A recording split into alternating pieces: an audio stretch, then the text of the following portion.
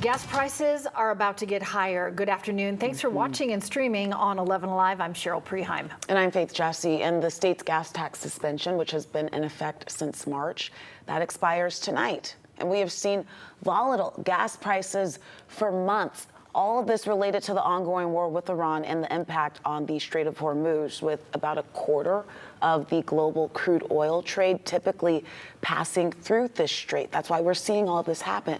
Well, a spokesperson for the governor says that after renewing the suspension to help drivers get through Memorial Day, and with oil prices now holding relatively steady as of late, the suspension will expire.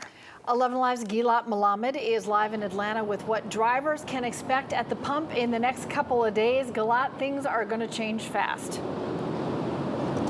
They will change fast by week's end for sure. The gas tax is 33 cents a gallon, and while an expert I spoke to says that doesn't mean every station is going to raise the price by 33 cents overnight, people should expect to see those prices go up pretty much everywhere by the end of the week.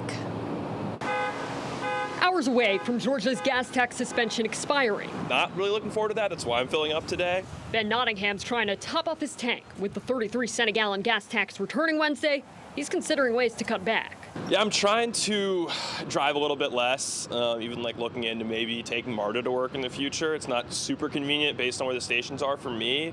But yeah, it's getting more and more expensive to have to drive around. According to Gas Buddy, the average price of gas in Atlanta is $3.82 and $3.75 statewide. By and large, over the next 3 to 4 days, motorists across Georgia are going to see an increase of that 33 cent a gallon tax. Gas Buddy's head of petroleum analysis, Patrick DeHaan, says prices may not spike everywhere overnight, as some stations will still have pre-tax fuel. He says competition should limit those stations from trying to take advantage of the suspension expiring. Some consumers might see a station go up 33 cents all at once in 2 days.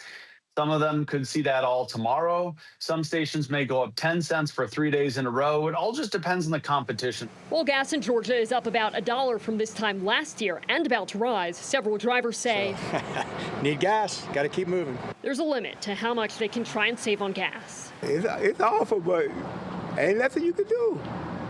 You know, you got to live.